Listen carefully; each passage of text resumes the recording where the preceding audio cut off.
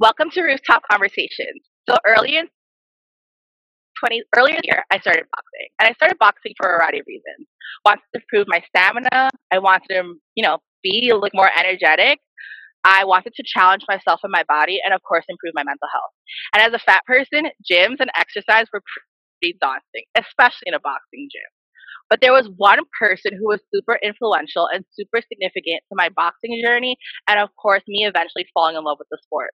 So my next guest was someone whose person like outgoing personality, bubbly spirit, and of course motivation and determination really inspired me to continue going forward, and someone I look up to and consider a friend. And of course, probably the only person who could get me to wake up at 5 a.m. to get to her 6 a.m. classes. Please welcome my next guest, Niki Farahani. So Nikki, first, introduce yourself because you're a woman of all trades, and I feel like you would do a much better bio of yourself than I could ever do. No, listen, girl, that was perfect. Thank you. So I'm really honored, and I feel like I've kind of been manifesting, trying to have these open dialogues and conversations that are kind of all encompassing. So I really appreciate you asking me to come speak with you, and I feel like we have a lot in common. So I'm really excited. I am based in New York. I grew up in Connecticut, the product of two people from Iran, so first generation.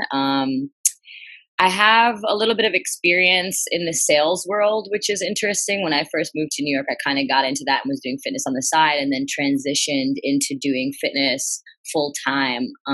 I've been in the industry maybe for about 5 years, kickboxing, boxing, and a little bit of strength training as well. I kind of have gone and delved into a few different paths when it comes to fitness because I appreciate, again, this lifestyle of movement and kind of bringing your body and words together. That's a little, fitness philosophy that I have.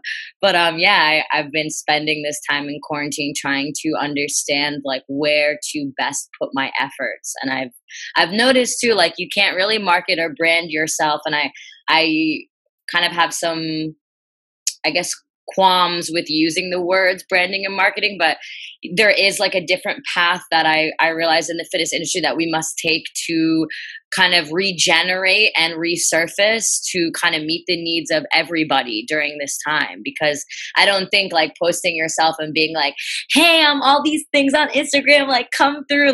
I just don't think it makes sense right now. So I've kind of been on this path of trying to revamp in a way that feels most authentic and appropriate, given the circumstances of our world right now. Yeah, so you touched, and that's a great philosophy to have. Movement is a big joy in my life, and it's something that I've grown to fall in love with.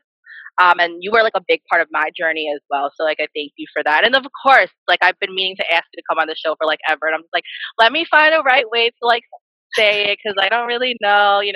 But you touched on it a little bit about your motivation and your path to the fitness world. So I would love to hear in more details what was your motivation for entering in a field like fitness and movement and going into this field? It's one of those paths where a lot of people think of. So it's definitely interesting, especially in an immigrant family. I feel there's only three paths I've ever heard every immigrant family talk about. For me, it was one. Dentist. Yes. Well, I only had one option. I only had one option. It was doctor. So at least that's the fact that I'm hearing people had three different options. I was wait, you had three different options. I had one. It was doctor, and I failed at that. So I would love to hear about your experiences with that and everything. Yeah. Well, we have also we have a fourth one, I guess, they allow engineers as well. They dabble in that as well. But I was really fortunate. My father is one of seven, my mother is one of eight, and they kind of transitioned to the US at different times. So I'm actually reading this great book right now. It's called The Limits of Whiteness. And it's Iranian-Americans and their everyday politics of race. And the author goes into speaking about how Iranians are what she calls racial hinges, and also identifying Iranian Americans with racial loopholes. So it has been really interesting for me kind of gaining more education and information about being Iranian American through the lens of an author, and also kind of having some more solid information to help guide me, because, and I say that because growing up, I was lucky that my parents, even though they came from, there's a lot of kids in their family, when they came and they immigrated to the US, they kind of dropped these notions that we are like joking around about, but are still very much stereotypical of what it's like to grow up as a first generation woman in your family. So they were super liberal with me, as long as like, they just want you to excel. Like they want you to be the most outspoken, the most like ready, on it individual. And as a woman, and you posted something about this the other day, as a woman, it's very difficult to streamline those wants and desires through your body, mind, and voice. We get like looked at a very specific way. So I'm going to transition what I'm saying about this and relate it to fitness. Like for me, the idea of like putting myself on display was never really hard to think about. Like as a performer, you kind of just rest, I guess, on that ability. Like, oh, I can do that. Like I can get up in front of other people. Like no problem, no big deal. So I got into fitness knowing that it was something that was accessible to me, not realizing like there is a lot of, especially in New York, like it's a multifaceted career in which like you are putting yourself in the spotlight, in the limelight a lot. And what that does, like for other people, like you have such positive things to say about me, which I really appreciate. But on the other side too, and again, I'm going back to what you said and what you posted on Instagram, being like, you had teachers even at a young age being like, she's too outspoken, whatever. It's the same thing in fitness. It is the same thing. People will come for you if you do a lunge wrong. People will come for you, and that combating the ideals that you've got to be the best, because that's what was told to you at a young age, and also understanding that you're helping people, I feel like are really two big juxtapositions that I have like been looking at and identifying right now. Like I'm taking the time to be like, how does this make me feel? How is this projected and looked at in a larger audience? And how can I beat these stereotypes that are like ingrained in us, from family, from friends, and then in the wider atmosphere? I agree. I think like especially when it comes to women, especially women of color, whenever there's like agency or autonomy with our bodies, people start to freak out, right? Like I don't know if you've seen this video yet, but the WAP video with Cardi B and Megan Thee Stallion, it's two Black women who are talking about their vagina, and it's like people like threw a fit, like, oh my god, how dare they talk about this is so degrading. But it's like when women start to talk about and have ownership over their bodies, that's when people like it's like people commodify women's bodies all the time, right? And like when men do it, it's fine, but when a woman, especially a woman of color, does it, it's like, oh my doing it. So like I definitely agree. Like I mean, like not agree, but like I see like your point about like fitness being a way of like your autonomy, you speaking out, you like showing, like beating the odds. And I think that's like a really inspirational thing that you're doing. And it comes out in your work. Like I've seen it in the work that you do, and like the fitness and the workouts that you have and what you're presenting. And like, I know you're saying like, oh, it's weird to brand yourself, but I think that is your branding. Like at least like from what I'm seeing through your like Instagram and your workouts and things like that, your branding as like, hey, we can do it, you can do it, I can do it. We're definitely rise above the stereotypes, rise above whatever that society has placed on us. So that's what I'm getting off of your feed. I appreciate that. Well, I think that also no, for sure. And I appreciate you catching that vibe and picking it up, because I think how can I say this? I think within fitness and within the larger conversation that we're having, it is difficult because they tell you like you need to be really explicit and state what it is that you're doing. And I appreciate the way that you kind of come at that, and maybe it is lawyerly. I don't know if it's also just you, but you're very clear in your statements and what you say. So when we're talking about branding and marketing, there is that element of that needs to exist for people to understand it. So I appreciate you just understanding my language and my way of like kind of conducting myself. But in this larger conversation about women's empowerment, especially in fitness, I think there's a lot to it. Like there's a lot there where it's hard to always touch all the bases. It's hard because it's case by case, right? So recently I was in a conversation with somebody where they had explained to me, and I don't want to put their business out there, but they had explained to me that somebody in the room, let's talk about roundtable discussions, since you and I are having this rooftop discussion, like the ways in which you approach people in talking about colonialism, white supremacy, fitness, body types, like within women's context. She was looked at, she was turned to, well, like what do you think? Because you're a Black woman.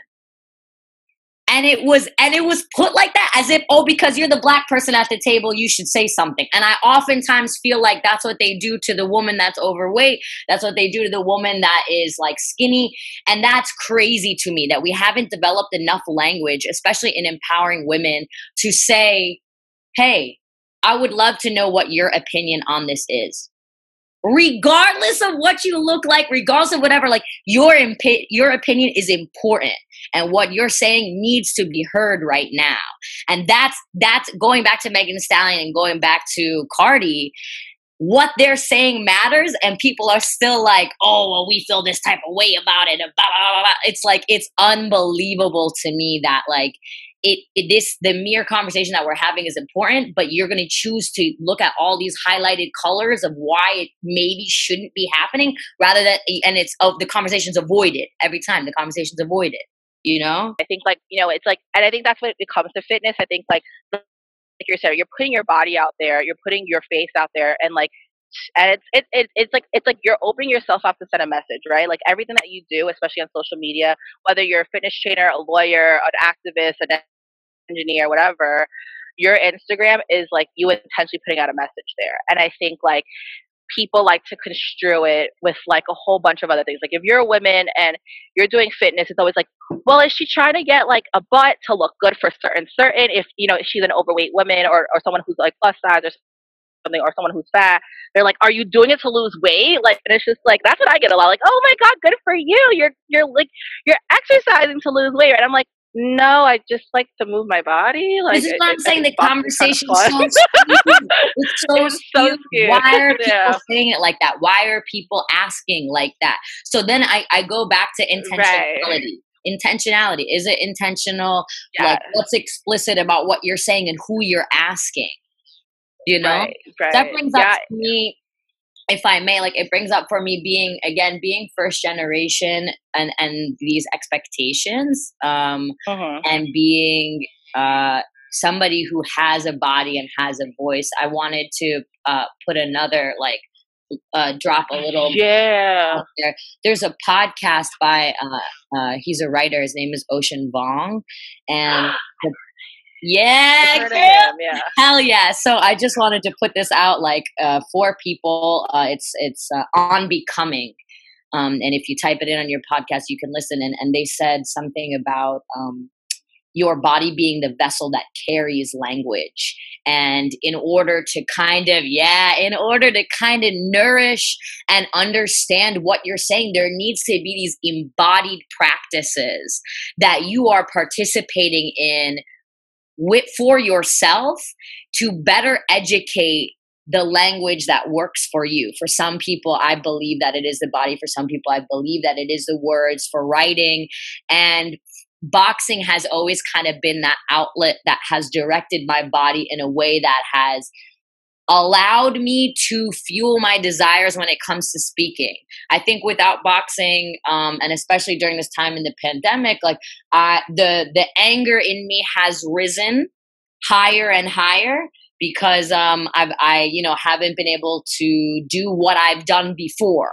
So I am kind of rerouting and trying to figure out how can I use my body to box or use that kind of skill set to still feel like when I'm speaking, I'm okay, I'm not angry, I'm not acting out. And I truly feel there's a direct connection for me between the sport or the act of, and then what I say when I come to the table.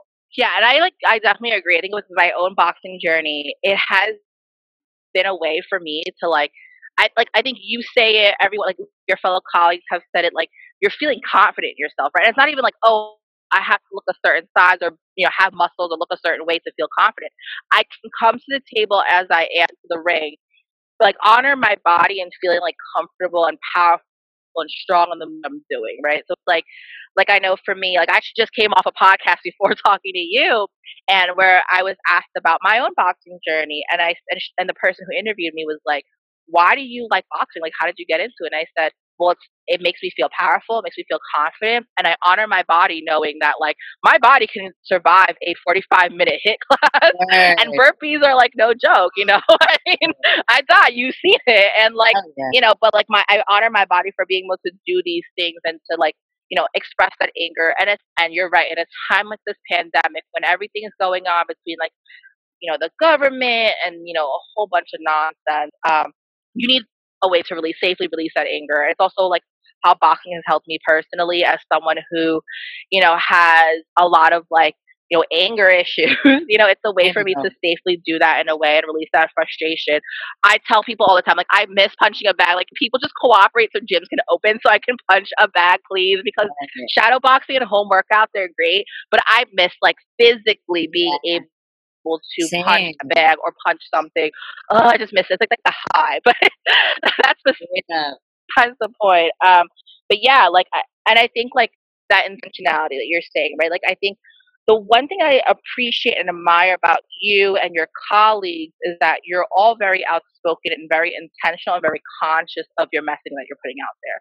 So one of the things I would love to talk about, so, in response to the uprisings after the death of George Floyd in May, like you and many of your colleagues in the boxing and fitness world were like very, very vocal about the BLM movement, deconstructing anti-blackness in our society, and like racial justice and equity as a whole.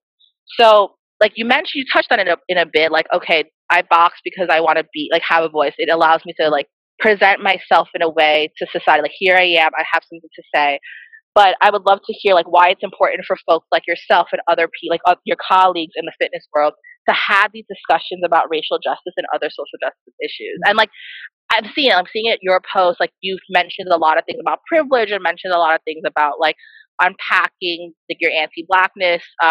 I follow a couple of your colleagues on social medias as well, and they've been doing the same thing. So I'd love to hear like how like why is it important for folks in the fitness world, right? Like you would never think fitness and social justice, right? You would always think like a lawyer, a policymaker, or an activist, and even like a doctor, but you would never think like, oh, someone in the fitness world has to get into these social movements. Mm. So I'd love to hear like what that intersection. Yeah. I think it's a really important question to ask anybody with a platform. So for me, um, again, the uprising of George Floyd, there are countless numbers of men and women who have died at the hands of racism and police brutality before this. And during this time, I feel like without it being part of the trend, because I think that has been one thing that has come to my attention is how it is trendy to post these things. With that, also, if you do have a platform and you truly do feel like it is within your means to express yourself, you should do it. I want to put that out there in terms of how I felt personally. It's like, okay, I have a platform, I have some kind of reach. There are some people that follow me and they need to know like I am also a resource myself, and I can direct you as well to other resources in doing the work of being anti-racist. So I want to put that out there. And in addition, why it's important for me personally, like I feel like it has been easy to say, or it's easy for me to speak to you and say, as a person who has kind of adopted the culture of hip hop dancing and music, like we have co-opted from African Americans and from the Black community, right? So how is it that I need to do the work to understand what that has meant in my life, and how can I unpack that in this social stratosphere, like in that kind of social media sphere? How is it that I can be vulnerable enough to show that this work is something that everybody can do to some capacity, right? So I also think that that is really prevalent for me and necessary to say. Like, even if you're not in the fitness, even if you're not a lawyer, if there is work to be done, there are people to be helped.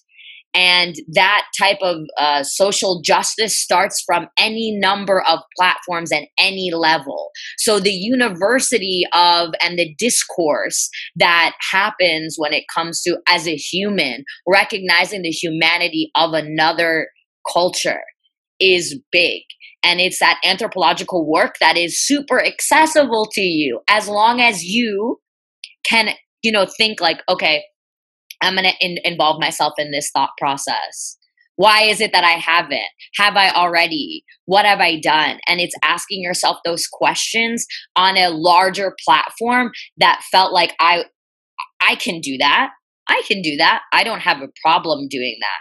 And I think my biggest issue with this question and with the Black Lives Matter movement is there has been, the wrong things continue to be done and the wrong people continue to step forward. That's really my largest qualm and concern is like, we are still in a pandemic and people are feeling like, okay, well, like, woe is me and blah, blah, blah. And it is deterring us from like really having more important things be done, like arresting the cops that killed Breonna. like there's like so many things that I feel like we are avoiding just by talking about, like, just wear your damn mask and do the fucking work. And if you still feel like there's shit that you want to know more about, there are ways to know about it and there are ways to help. So continue to use your platform to say and do these things, but also there's more that goes on beyond the platform. And it's just been important for me to say, like, there are bits of work that I'm doing that I continue to do as an embodied practice and as myself, like, that I can do, and putting it out there for accessibility purposes with like swipe up links, with posting links, is just an easy way to get other people to known sources of information. But beyond that, like, hey, like, wear your mask and get checked and go do the things that like really do. Like with oops, okay. Wait, sorry. You paused. You froze for like 2 seconds. Do you mind? I think I heard something about accessibility. Do you mind repeating that over again? Yeah, and then like, I'll just edit that out. I've like kind of touched on a few things. I'm in trying to be like, again, explicit and intentional with my words. I don't know if I broke it up the best way, but truly I feel like, one, it has been important for me to, you did it really well. Thanks.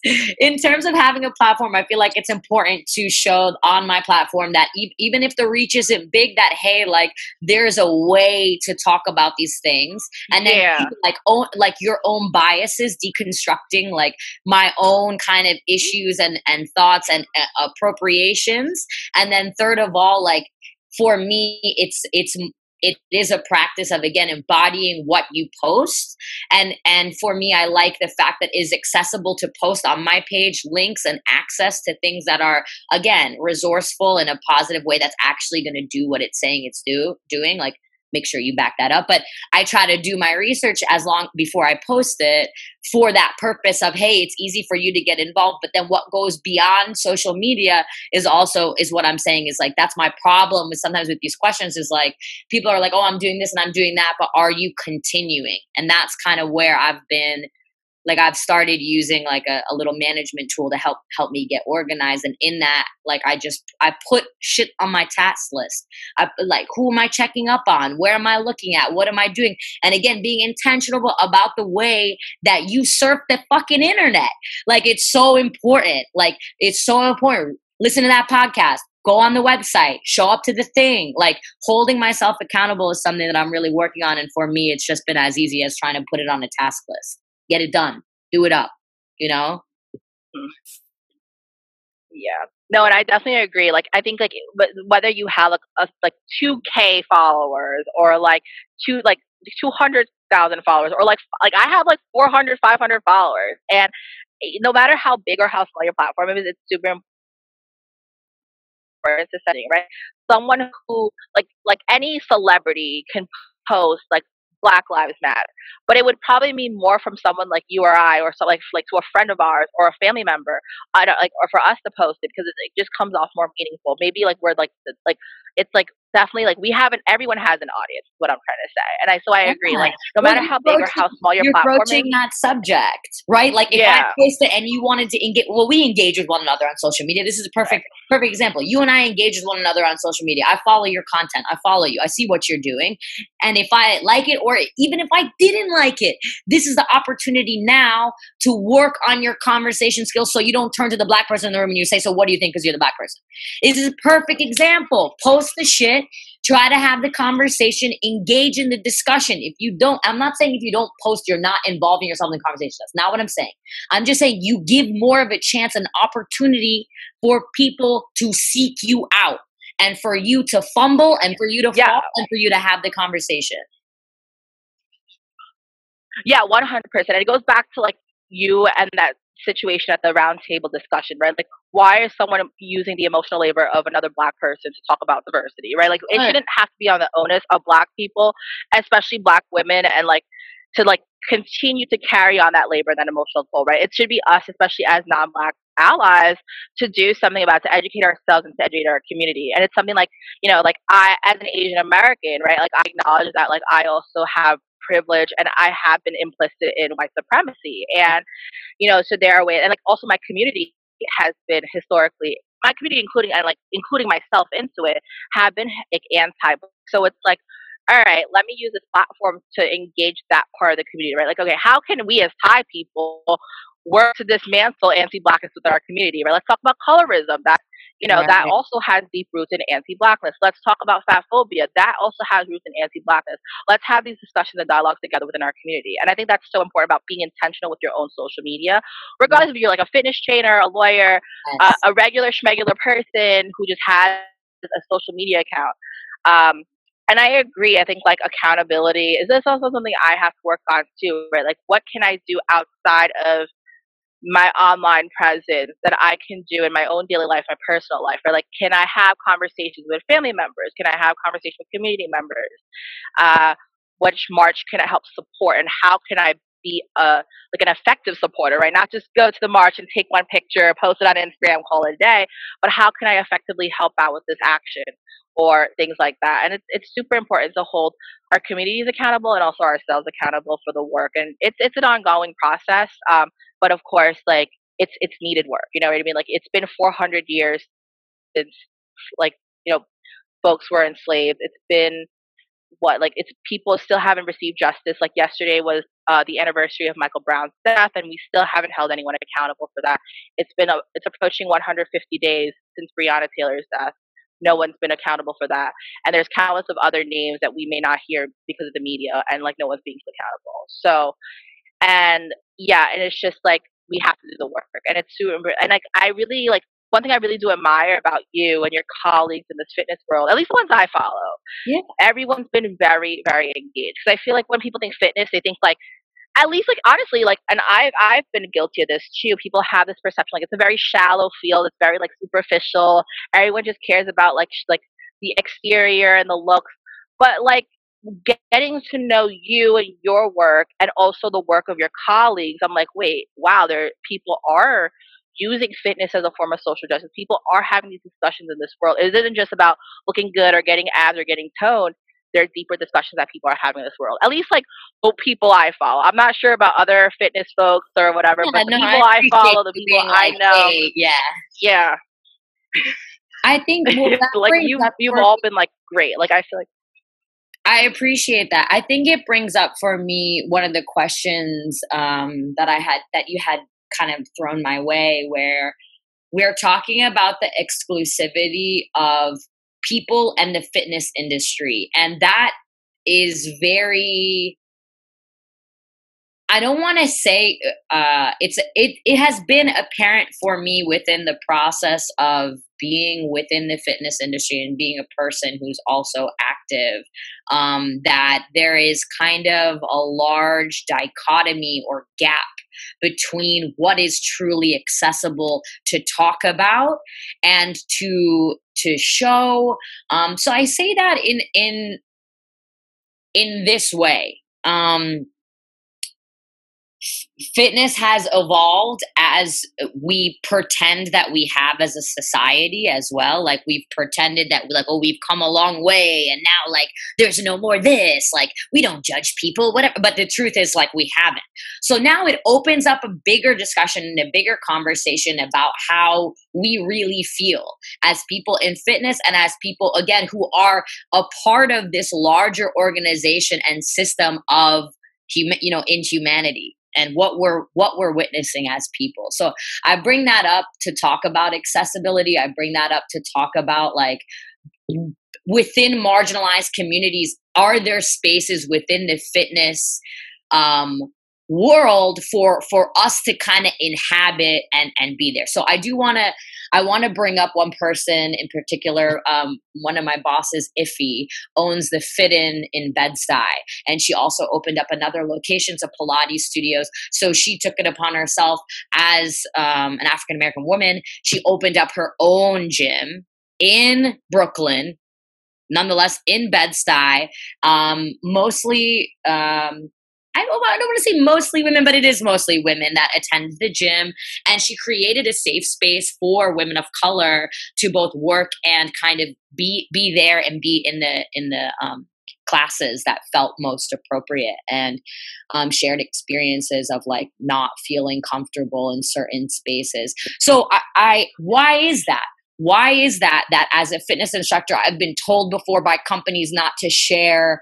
This is in the past when I first started. I've been told it's against policy to share how like if you're feeling down, if you're feeling this way, because that's not what a fitness instructor does. Like, why is it that in the evolution, we're now starting to recognize the humanity that this is what it takes to be all encompassing and all enveloping? Why is it that in the way that we've marketed and branded this industry, people have been excluded or made to feel like they can't walk through the doors? Right? So I think there's been a very generic response, and myself included as a fitness instructor, that like these canned responses to make everybody feel the same type of way. So I go back to this where like, why is it that we don't recognize this is a case by case basis? People as individuals are unique and identify the way that they want to identify. And we, as human beings, as able-bodied or non-able-bodied individuals, need to recognize that we all serve this purpose of when somebody walks in the room, especially if you're responsible, to be understanding that you don't have all the answers. And if you do want some of the answers, to do the research, and to know that there are people out there that are doing it, what it is that you want to do. So my full wholehearted answer about like being marginalized and walking into a room is like we also have this duty to be like, hey, I walked into your class today and I wanted to let you know the fact that you were saying the word y'all made me feel uncomfortable, like this is why, or when you said you guys, it made me feel uncomfortable. And to really, take that time to educate the person who's in charge of the class that this type of vocabulary or this type of behavior is not all encompassing. It is not welcoming. It is not the things that you think it is. You know what I mean? Because in the evolution of the fitness industry, I think also we are behind in our approach to making everybody feel like they can walk in the door and they can do the exercises. They can feel like this is really great. And I think that's like one of the reasons why I personally was very drawn to the place you worked at, like the gym I went to before the pandemic, and Right. also just you as a trainer, because you were the first person who kind of like came up to me, was like, "Oh, hi, May," and I'm like, "Wait, she knows my name? Hold on, what?" And like we just had like an organic talk, and it was just like, "Oh, okay." For the first time, because I always kind of felt like fitness trainer, not a fitness like person who just Right. comes to attend a class, and there was always this like far like I always just saw it as like a far distance, but then like Yeah. the fact that like Because again, you it's came up to me, accessibility. yeah, I'm not accessible right, to you. Yeah. yeah, Right.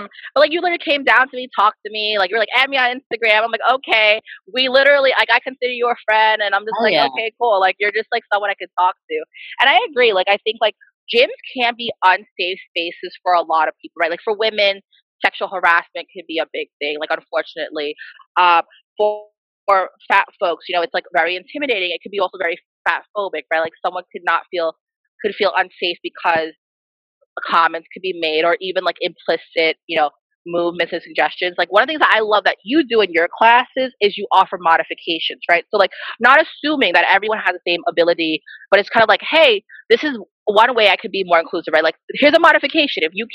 If this position doesn't work for you or isn't comfortable for you, it's your workout. But here's another alternative that you can do to get Yeah. that And same effect, also, right? may, if I may, within the fitness industry, like I think a lot of times there has been this association with the modification as being the lesser exercise. It's not the lesser exercise. It's a building block, straight up, straight up. When you learn to read, you learn the alphabet first. It's the same thing with movement. If you don't want to do the jump because you've never done the jump, do the exercise without the jump so you can learn how to do it. So I feel like my biggest issue has been like trying to break down that myth that the modification is something that you do because it's less than. It's not. It's not. And honestly, like I don't know for other people, but sometimes when I do the modifications, I get just as wiped It out is than like just me doing the actual exercise. And yeah, I think I agree. Like there is like that stigma, like oh, the modification is like lesser than. It's not. It's definitely like you're right. It's a building block, and it's also an alternative for people to participate. And I think that's one great thing that you personally do. I've seen other trainers do it as well, but that's something that I also admire about your class. Where you're like, oh well, if you can't do this, here's an alternative, and like it helps folks who just like, mobility issues. Right? I think I've seen one time in class where I think there was a woman who was pregnant, and you were like, okay, this is another alternative that you can do, right? Engaging folks who have something, or like there's another time, I think someone like messed up like their ankle, and you're like, okay, well, I know your ankle hurts. This is another way that you can do it. So like I've seen you do that in your class and things like that. And like another thing too about like exclusivity, like gyms are pretty pricey, including the one that like I attend. It is like really pricey, and I know a lot of folks, especially like working class folks, may not have access to these gyms or even like open spaces, right? Like everyone was just like everyone like there are people who are just like, oh, anyone can work out. Like you can have like working out is easy. You can just like if you don't want to go to the gym, you can just like work out in your backyard. And I'm like, but not everyone has a backyard. Not everyone has open space. One of the biggest things I was thinking about during quarantine, right? So like we're both in New York City. New York City apartments are so small, and I'm just like, I don't know. I'm lucky that I have a roof. I have access to a roof. I have access to parks where I can still do workouts. I can still box. I can throw like punches. I can do burpees. I can do sprawls. I can't imagine how it is for folks that don't have access to those things, or folks that don't have the time to work out, right? Like, yes, 30 minutes, 45 minutes in a day is not that big of a chunk in a 24-hour scheme, but folks, especially working class folks, have like 3 different jobs, right? Or childcare is needed, and there's not that time to devote to exercise. So I'd love to hear from you, like how can, you touched on a little bit with accessibility, but how can folks in the fitness world work to close this gap and to make fitness more accessible and of course, like engaging others, offering modifications, but also these structural and systemic things as well. Like, how can fitness trainers work to close that gap? totally. I think this is a great question. This is the one that like I want to hear all the answers. Like I want to hear every person in fitness, no matter what you do, Pilates, boxing, yoga. Like I want to hear every person's answer about this question because we're all thinking about it. Truly, and I don't want to speak for everybody in fitness, but we fucking care. Like we fucking care what you're doing at home. And it's so hard for me personally because some of the virtual sessions I have, like part of it is like we're catching up because I want to have that dialogue. And part of it is me trying to tell you, all right, we have like interval training today. We got 3 exercises. We're going to start with arms and we'll move same training, but we'll switch the body part. We'll move to legs and trying to have the dialogue while also training has become difficult for me. And I wanted to kind of put that out there in the way that I have been training with my clients. But for the people that like, let's say they don't have a trainer, my message to anybody listening to this podcast, if you don't have a trainer, hit me up. Regardless of how much money, you give me $5, you give me 500. It is more so like we care and we want to help. So part of the battle right now is trying to reach the people that don't bring themselves forward and say, hey, I just need some help. So a lot of the time the trainer is the accountability person. The trainer is making sure you show up for the 30 minutes, regardless of if you're talking or moving, you showed up, and regardless of the money, and you did what you were supposed to do. You did that movement. You did, like, in your small space, you did your, few little good mornings. You did like some mobility work. Like, you did what you had to do in order to feel like you're moving your body. So part of it is like telling those people that don't reach out to get an accountability buddy that, hey, reach out. Don't worry about the money. Reach out to somebody who you like, who you keep saying, like, you vibe with me. Like, I appreciate that so much. And I want other people to feel like, oh, I can find somebody that I vibe with. So it's not awkward for me when I'm inviting you into my small space that you're judging me and you think like, oh, this girl's apartment or this person or this man's apartment is small. No, we're thinking we want to get you to move. So that's part of the battle. Another part of the battle truly is the repetitive nature of what it feels like to be working out in your home. And I think this is a constant conversation that I've been having with other people in the fitness industry is how do we, because before, like, and especially, okay, we're talking about the gym that I used to work at, there's lights, there's music, like you can change it up. It's a new experience. There's a new like equation that's happening each new week. So that for me has been my biggest mystery is like, how do I make each week seem like a new week, even though you're in your home or you're on your roof? How do we together kind of work on this assimilation of, yeah.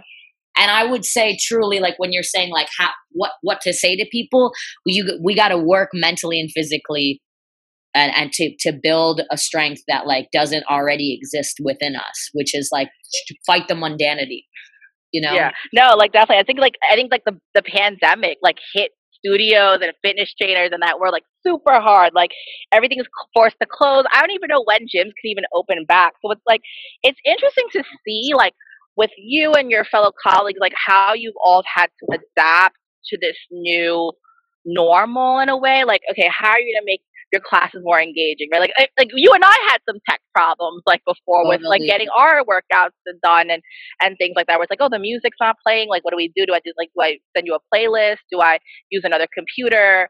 It's like it's just interesting. Literally, it's like, oh, you'll see like, and I've seen like different people like do different things, and also you're right, like I think in a way, like the pandemic has made fitness more accessible to folks in a way. Like in some aspect, like I've seen the place that I went to. Now they're doing, classes are pretty pricey, like $35 for a class. But I've seen them give out free like live workouts now on their Instagram page, right? I'm seeing people host like $10 workouts or like it's like it's becoming more. I think like as I think one of the most amazing things I've seen about fitness and like COVID-19 is that question of how we're going to make things accessible, right? Because like anyone can just now get like a phone or an iPad, work out in their space and like not have to physically go to the gym, right? There are some times like where I'll be like when I was still working, like when I was working and I would be on I was like, oh, well, I want to take a break. I'm going to go do a workout real quick. Like I can just do it. Without having to travel, without having to like commute to a gym and things like that. Yeah. And I think like one of the blessings of the pandemic is like one of the blessings that came out of the pandemic is getting us to rethink about how things are, right? And everything, right? When it comes to either race, gender, healthcare, and of course, like now we're thinking like education. Now we're thinking about fitness, right? Like how can we make fitness more accessible? As COVID-19 showed, like yeah, you can like bring someone into your home. You can do these things without having to necessarily go to a gym. And it's like, it's just been interesting to see like you and like all your colleagues doing that journey as well. But like in your opinion, so like how, like, do you think like as this pandemic goes on, will group classes ever still be a thing again? Like in-person classes? I've seen people do outdoor workouts and like social distancing workouts, but it's going to be kind of hard because everyone has to wear a mask and like also like the sweat and like also like sometimes maybe like spit could also be involved, and it's just like a whole bunch of things that could potentially transmit disease, right? So like Yeah. Do you ever see like group fitness being a thing again, or even just, I don't know, from your opinion? It's such a good question. The optimist and the hopeful person in me, I just want to say, like, I really hope that it comes back. But I was actually engaging in a discussion with another trainer. Her name is Gabby Machuca, who was, saying like these people who are boxing without masks on and doing mitt work, like it's not safe. There's gonna be another wave, and for me, as I really hope that people are following safety precautions in terms of social distancing and making sure that you're still wearing a mask, like within the group fitness classes that are happening outside. I am hoping that people are continuing to make sure they're regimented, they're taking temperatures, they're doing the things that have been given to us by CDC, like are given guideline wise. When it comes to the comeback, right? Like the comeback, like we're going back in the studio. Again, operationally, I'm hearing like we're going to do half capacity. We're going to do this. We're going to do that. But we all want, I think, a return to the ability of feeling a specific energy. That's what I'm like overall getting. Is like, yeah, you want the crowd and the whatever. Yeah, people are talking a lot about this energy. And I myself, like as a person who is pretty extroverted, like I do feed off of that energy. I don't take it lightly that I am somebody who can conduct a bunch of people. Like I do really think about that when it comes to group fitness. So until that energy feels safe again, I think it'll be a long time, because that energy that we're talking about and that we feed off of, that we crave, that we miss is barred by unsafety right now. So it is really difficult to try to consider what it would be like to approach or to enter into that again without diminishing that feeling. And knowing from people who are, within power and telling us like, this is what you need to be doing, like, until they say it's like, it's super safe again. Like, yeah, I think everything will be operated under the pretense of change and changing the way, exactly like you were saying before, the way that we approach things, the way that we do things in a totality kind of idea. Yeah, and I agree. I think like in some aspects, like we want to go back to the normal we had, right? Like I myself, right? I miss waking up at 6, like 5 o'clock in the morning in the dark, walking through, going to class, seeing you. You know what I mean? Like seeing that energy. Like you woke me up. I was ready to take on the day. I love the music, the lights, the motivational quotes that you would throw at me. Like that's how I would start my day every morning. And I miss it. I miss the energy in a room. I miss, like I said, I miss punching a bag. I really miss like that, like hands-on, like contact. I miss that. But at the end of the day, like you said, like public health, public safety comes first. And I think like I don't know how it is for you as a trainer. I think for me as a client, for me as like a student, I miss talking. I miss seeing my trainers, right? I miss you. I miss, I'm gonna shout him out, but Noah Floods. I miss like people in the gym that I used to like see all the time. Like those were people that like, in a way, weren't just like my trainers, but also like people that really made my day, like helped me get started and helped me do these things. And like, yeah, and I think like it's going to be hard to adjust this new normal. I've seen you and like your other colleagues do great jobs with like conducting workouts. And the tech is annoying. Like as someone who is like better at it. I will say, I figured it out. I figured it out since we tried.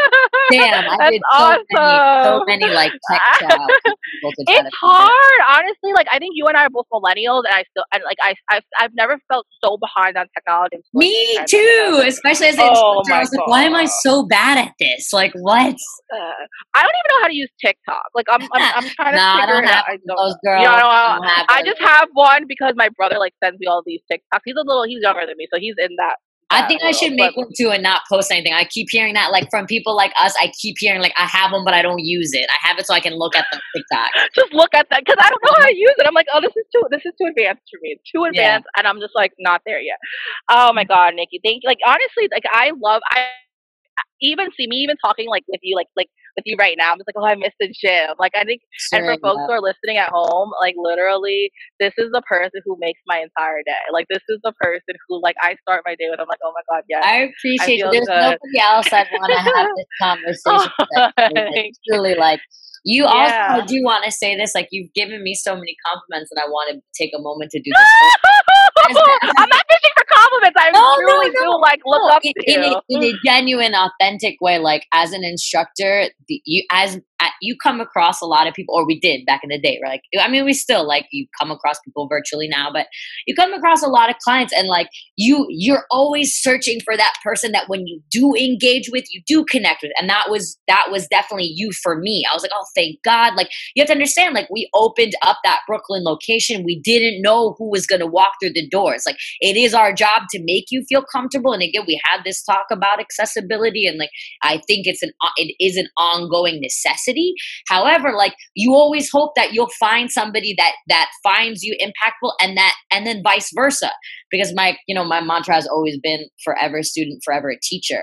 So you know what I mean? Like for me, it's been really, really amazing to have people like you connect with us and connect with what we're doing, and really feel like it does make a difference. It doesn't feel pointless, because there is always that person sometimes in the class where it's like, listen, you signed up for a group fitness class, like like yeah, some people who just don't want to be there. So in that respect, it has been so awesome to really like continue to kind of level up and connect with you, and like be presented with so many opportunities to do the things that I want to do, which is like have these talks, not just talk like, okay, this is how you do a lunge, but like you are interested in what I have to say, which is so like, thank you with all my heart, my whole heart.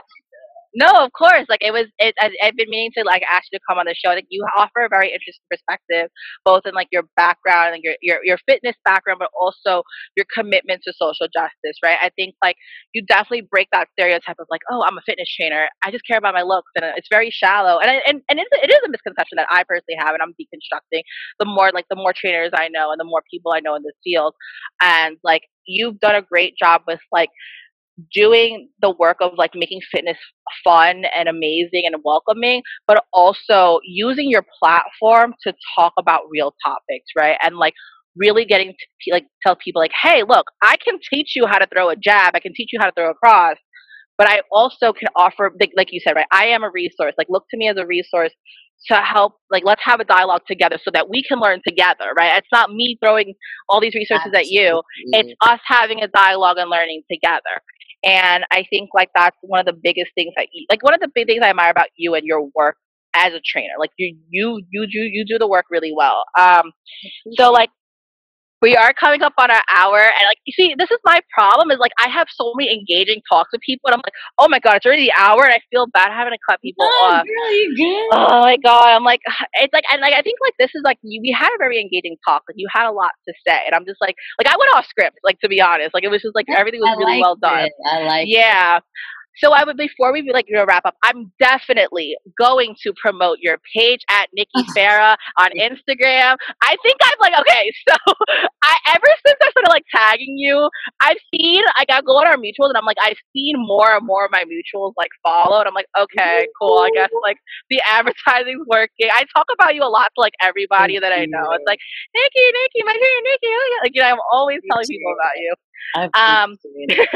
So please follow Niki Fara at Instagram. And of course, like, is there anything that you like, anything else that you want to promote, like causes, last words, any more like marketing stuff that you want to offer? And this is like your time to shine. I mean, I think I really am just happy to be able to, kind of again engage in these discussions, and for you to make them public is so cool. I just wanted to say like there are a lot of public forums right now that I find to be super helpful that I put on my Instagram, but I've just kind of been fueling and funneling my money into a few different organizations that support the LGBTQ plus community.